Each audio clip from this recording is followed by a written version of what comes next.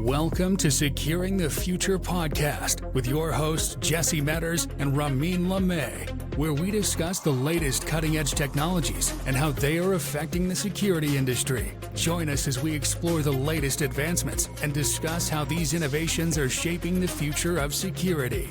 With Jesse, a skilled recruiter, and Ramin, a seasoned security leader, this is the show where industry expertise meets in-depth discussions.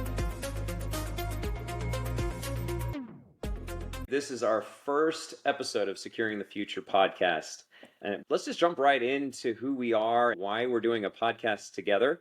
I don't know how many of you have seen a recruiter and a security professional actually come together and talk about topics that are affecting security, but that's what we're about to do. I'll quickly introduce myself, Jesse Meadors, owner of Tutela Talent, a small boutique recruiting agency, and we really primarily work with venture-backed technology companies, Series A up to pre-IPO. We've worked with public companies as well. I would definitely say that's our bread and butter. And anything below the CISO, we've done some first-time head of security roles as well.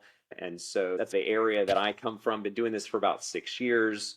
And actually before that came from education recruiting. So used to work with a lot of professionals that were going back to finish their degree in cybersecurity. So it was bachelor's and master's programs for a small college in New York called Utica College. Maybe some of you have heard of it. I was doing a lot of recruiting in that and moved into job placement and really passionate about making an impact in security, done it on the education side and now on the career side. And recently just became part of Forbes.jobs, a new career platform for executive leaders. Super excited to be one of the first security elite recruiters that was selected on that platform, and it is quite an honor and an exciting venture to be able to partner with other top recruiters around the country. Ramin, if you could just tell everybody a little bit about you. So Ramin Lamei, I'm currently with Tech Compass, a consulting firm that I started earlier this year. My background has been nearly 20 years in cybersecurity and technology, working more on the corporate side, working with vendors, working with a lot of startups. And really my passion this year was to see if I can bring that vision together and offer my own unique brand of services between technology and security and help more the small to medium-sized companies bring their capabilities up and be able to offer better products and services through the use of technology. Really excited to be doing this with you, Jesse. The idea came to us as we were having offline conversations and going back and forth on different topics and really having good flow and saying, we should record this. I'd love to get into our first discussion with you and see if we can make it an interesting conversation for people. No, absolutely. And we also are both wearing V-necks, and I think that's going to be a staple here. So hopefully we can gather some different colors to make it interesting if you are watching this on video. Of course, we're going to have this on all the normal podcast platforms where you can consume the content. But we'd like to have some fun with this. There's a lot of really interesting topics that both of us want to dive into that we see are affecting both of our industries, right? So that I think our vision here is let's take two very different perspectives, recruiting and the talent market within cybersecurity, and then Ramin, being an executive for a large fintech company, from leading all of security to then moving into the business side. I love the perspective that you get to bring, and especially now, that you're bringing to the companies that you're consulting. Our goal here is to provide value. Hopefully we can provide some insights from our perspective that help anyone out there is listening, whether you're heading up security, you're a startup founder, CEO, and you're just looking for some insight into what's happening with some of these technologies that are coming out and how is that going to affect the future. So we're just going to do the best we can to give it from our perspective, and hopefully we provide some value here. Starting out, we are going to get going on some questions. So Ramin, where are we starting here with some intro bites? I'll tee you up on this first question because our topic that we're going to get into is ChatGPT. I know a lot of people are talking about this generative AI tool, and there's other generative AI tools that have come out, right? But we wanted to hone in on this and how is it affecting the talent market as well as security as a whole. Ramin, if you want, the first question we have in our intro bites is, what is ChatGPT? Yeah, great question. It's one of those questions where I love asking anyone I meet or even my social friends or when I go play pickleball, love asking people that I'm around outside of my work, do they know what it is? Do they use it in their day? And if they do, how are they using it? I get a lot of good insights into how people see technology like ChatGPT out there, but keeping it simple, what is it? It's a new capability that you can use today, right? It's not new. The technology that's based on is generative AI, right? Meaning it is a type of software that can create content, right? In the form of text, in the form of video and audio and other flavors than ChatGPT, and even images, right? So what the technology is based on is generative AI, as I mentioned, and what it does is it creates models that it learns from, right? And these models can scale. And over the past 40 plus years, these models have been around in very early stages, right? So the technology isn't new. It's just reaching new peaks today, and it's becoming accessible to Right. you and I now through a prompt where we can start asking it questions. The versions that we're using now are more based on ChatGPT version 3.5. 4 is out as well this year. And what those really mean are those are the type of give you an idea of like scale. How much capability does this technology have? And a good way that they measure these are around like parameters. So just giving you a sense of parameters, when GPT-1 was first introduced in 2018, it had about 117 million parameters. GPT-4, which is the current version out there, is believed to be somewhere around trillions of parameters, right? And these are all in the context of the data that it's learned from and how it's able to use that capability to predict the next thing it's going to generate for you. So it's gone a long ways. And I think the benefits, as we think about how can, this technology benefit us, it's critical to think about in your daily life, in your professional life, and even where the technology is going. I can personally speak to, I love using the technology to help create templates. Yeah. I call it templatizing whatever I'm doing. If I want to create an email, if I want to create a presentation, a report, it's a really good place to get my initial start. And the way I really like to think about the technology is it's going to give me my first iteration of something, right? And usually that's about 40, 50% of what I need to create, right? And from there, I have what I need to do with this initial template or this draft. And that's where I need to use my judgment, right? These are things that technology can't do, right? It's going to get context and things wrong based on what you needed. So that's where you have to use your own judgment and say, I actually really meant it this way, or here's how I'm going to tweak this template, and here's the more details that I need to plug into it. And then I love to use it to finalize and make sure my grammar and my format and all that looks great and have it finish out that overall effort that I put into it and say, all right, now it's ready to be sent. It's been reviewed. It's good to go. So I really look at it in terms of a co-pilot, like a personal assistant. And I think as the technology evolves, we're going to see it get better, and it's going to use more data about us to be needing less training for us. The first time you ask it for something, it should be adapting to your style of how you want those outputs and how you expect your responses to look like. One of the key things that when I ask people, do they know about it, they're not aware of, even if they're using it, is it's really helpful when you start using it to ask you 20 questions, right? So that it gets to know you a little bit and it gets a sense of what you're going to be using it for. So as I use it in my business, I wanted it to understand what my business does. It's a consulting service. I provide a lot of advisory type services to my clients. And a lot of my outputs that I want out of the technology, I want in that specific format. So it's really helpful to spend the time to make sure you're tailoring it a little bit more to yourself, to your style, to what your needs are. And you're going to get a lot more benefit as it gives you outputs, as it's going to remember that. It's going to be shaping that model around there. Yeah, One and of the other you key can give it a benefits that I think, Oh, sorry. I was going to say one of the things I've noticed is that you can have a conversation with it where you're giving it information like you would normally give like a foundation of information to somebody you're talking to in a conversation, right? Hey, let me tell you a little bit about my business before I ask you questions to help me understand as a consultant.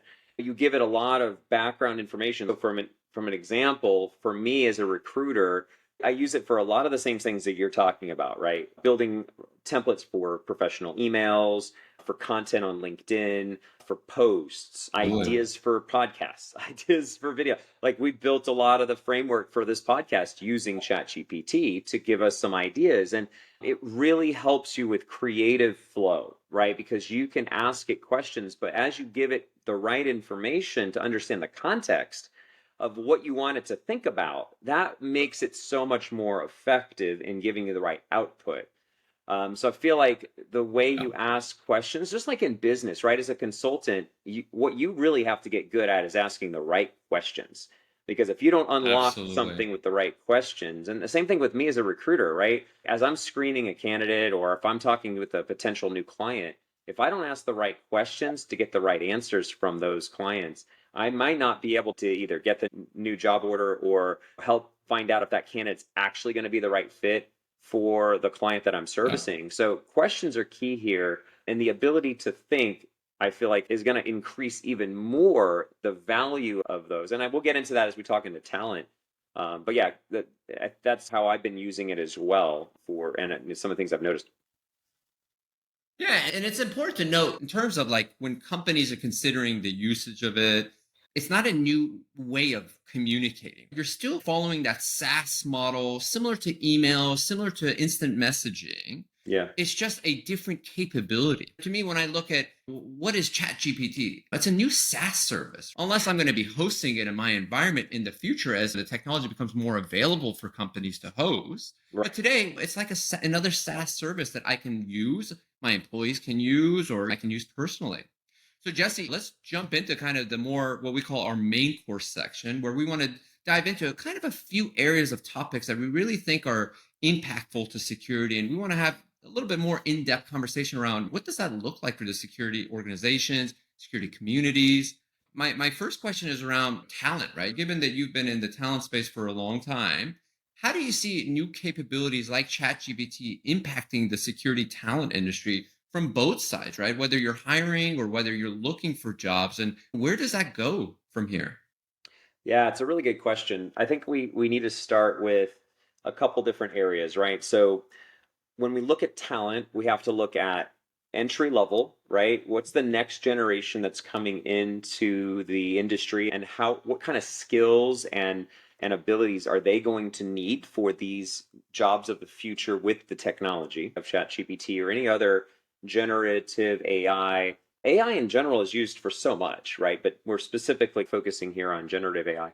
Then you have to look at, okay, the current security professionals, whether that be individual contributors or leaders, what is it that they need to do to adapt to the use of this tool and protecting the users of the tool? Because as we've seen, this is a dangerous technology. If you're putting in content from your company into ChatGPT that's proprietary or licensed, it's a huge problem and it creates a major security concern because now anybody in the world has access to that data. And then, of course, I would say the population of security leaders or professionals that are aging out, right? We have to think about that because there is a lot of amazing professionals that are getting to a point where they're going to retire soon, right? And so we have to look at that full cycle of talent. So what I see is this, right? As the rise of these AI tools like ChatGPT, they're going to shift some of the skill sets that are needed, right? You're going to need people who understand how to use it, how it actually works on the back end. And I think what we're also seeing very quickly is how do I plug this into workflows within our company, within our security teams? I remember when Kubernetes first came out, right? It was like it was desperation for who knew how to secure Kubernetes as you were orchestrating all of these containers across your infrastructure. I think it's similar to in when we look at ChatGPT. What's unique about this from a talent perspective is the skills you're going to need to learn in understanding how it actually is working, right? The algorithms that are being programmed in, the machine learning expertise, and then how do you secure that? And of course, there's always the other side of how do you look at what is the adversary doing to utilize this against us? How quickly can we start teaching this in schools? I think I'm already starting to see universities and colleges bring this into courses. We're going to need to target the right audience of graduates from engineering programs and STEM programs. I think writing skills has changed a little bit now, right? Can you find somebody who maybe Sure. wasn't as good of a writer before, now could potentially use ChatGPT to enhance like reports and policies and just general writing, but they have the critical thinking skills, the ability to analyze, the ability to think how the enemy thinks. Like those skill sets are going to be even more important, I think, in what we're going to see a need for. And this is something I harp on all the time, communication skills, right? Like the ability to take the information and now properly communicate it to different stakeholders, depending on your role in security, of course, right? If you're in a large org, you might be able to be more in the back corner and not have to be in front of an audience. But in a smaller security team, a lot of it is communication. So I think when I look at the talent picture as a whole, that's what I see going forward. What are your thoughts? Jesse, do Do you you have any think, thoughts there too, Ramin? Just from a hiring perspective, when you yeah, build teams.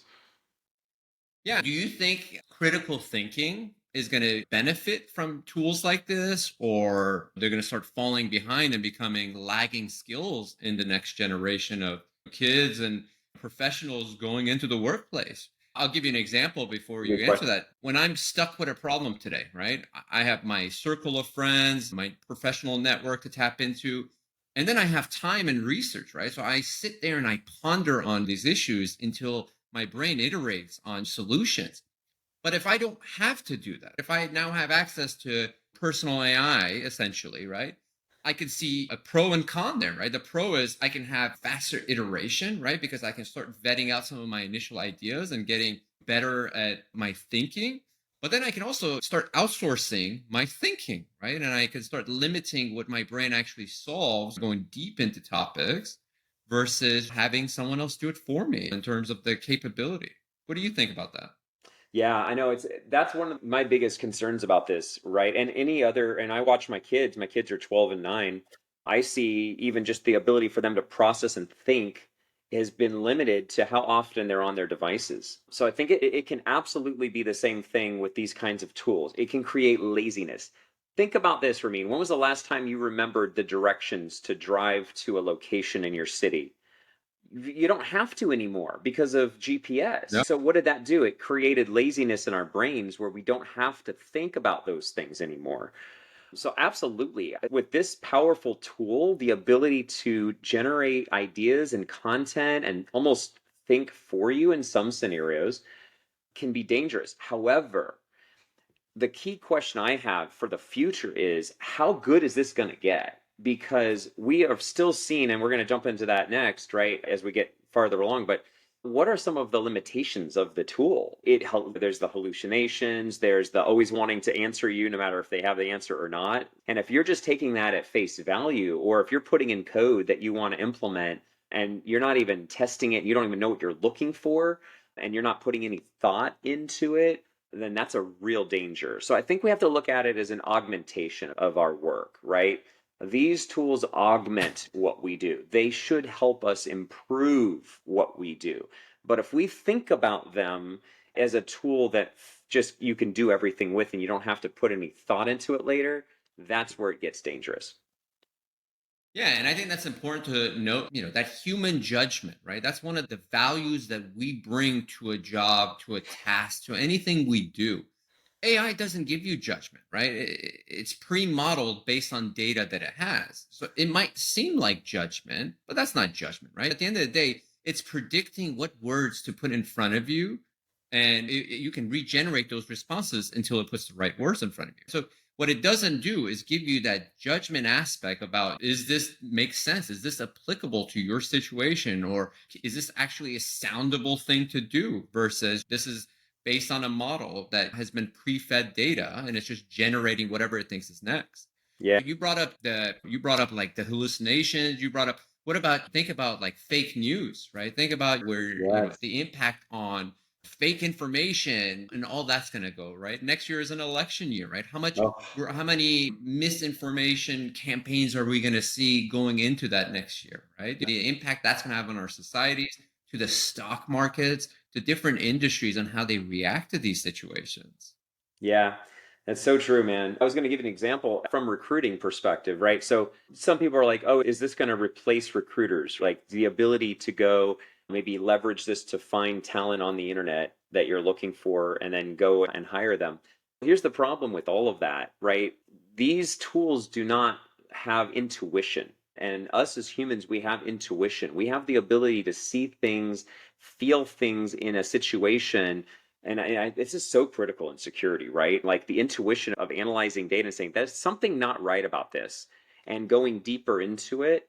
That's where we've got to strengthen those skills, I feel like. The awareness of what is it that you're seeing, and that comes with experience, and it comes with time. And so I'll give you a good example. Working with a client right now, we had a candidate who looks amazing on paper, right? Just overqualified for the role. It's an individual contributor role. And there was just something odd throughout the conversations that we've had with this person where we're like, saying all the right answers, but there's just something weird here, and realize that it just wasn't going to be the right fit. There's no AI that can ever tell you that. If it was just processing information, and that's the thing, like you said, man, there is so much opportunity for falsifying data and information where it can trick a computer system, but it may not trick someone who has the right intuition, who has the experience. Absolutely. So that's how I see it. If we need to think about it is a tool. We need to think about it as a way to augment certain things that normally took a long time. Will it eliminate some jobs? Absolutely. But will it increase new opportunities for different types of roles? Of course. And that's how every technology innovation has happened. One question I have to ask, because I have a very strong passion against the way we do it, is think about resumes and job recs and how we apply. And with today's time and age, especially with remote work, think about how many people apply for a job, right? And at the end of the day, to your point, you're just filtering the resumes through like keyword searches now, right? You're not even really getting to know a person, a profile anymore. You're just looking for the top 10 people to maybe filter down through the funnel. Given this capability, like how do you see the impact there? Because I'll tell you what, I'm going to leverage ChatGPT to better my resume. I'm going to plug in your job rec and my resume and say, create me the right resume for this job. So I can now use these tools to try to get myself down in the funnel. And you brought up, you have to really then use human judgment to then determine, does this person actually know what they're talking about? But my question to you is, does that process evolve? Does that process of how we create resumes, create cover letters, apply for jobs, does that change, or do we just keep playing this game? And now we're seeing, I can definitely see on LinkedIn where, over 200 applicants are now applying for jobs. Is that the new norm now for these jobs? Unfortunately, I think it is, man. I'll give you an example just in jobs that I'll post, which I don't do too often. I'm usually more specifically headhunting, right? Going after the right individuals that I can tell would be the right fit. And again, that takes a recruiter eye, we call it, the ability to have that intuition. But yeah, you do get a The lot of people third who eye. the people who just apply. Like honestly, because of the terms on my profile, sometimes they'll say I'm a good fit for a chief information security officer. I'm like, that's way off. The ability to have human judgment in looking at all of these things is so critical. And with hiring, yes, we need to update and innovate some of the ways that we're identifying the right people for jobs, right? Because sometimes a person that doesn't have the greatest looking resume might actually be the best person for the job. And so that requires good old fashioned taking the time, having a conversation with someone who looks interesting, right? Being able to identify what is it that I'm looking for outside of just matching up job rec terms and skills. But I'm looking at, they worked at this company. I know that company has this and this type of environment, right?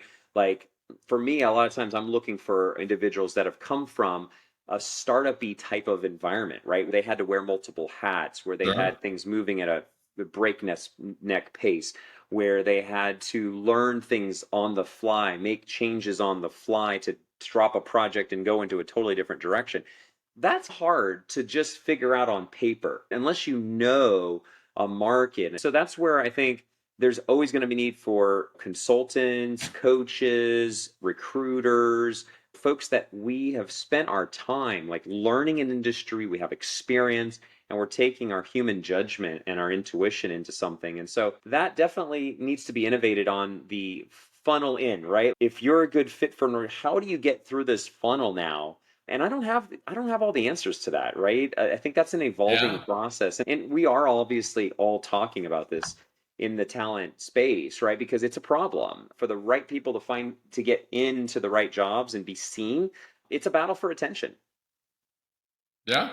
And what's funny is on the other side, I still hear the same complaints, especially in the security industry, saying it's still hard to find talent. I'm getting more resumes than ever, and these are not good fits. And it takes too much time for me to sit down with someone and ask those critical thinking type of questions in an interview and see how do they truly respond to those? And is this my guy or gal? So I hear you. And I think the challenge is for people, they might not want to play this game, but they have to play this game just to stay competitive today. This is where we end episode 1, but we will continue the conversation in episode 2. So be sure to look out for that next release. Thanks for listening. Thanks for listening to this episode of Securing the Future podcast with your hosts, Jesse Meadors and Ramin Lamei. If you enjoyed, make sure to hit subscribe and leave a rating.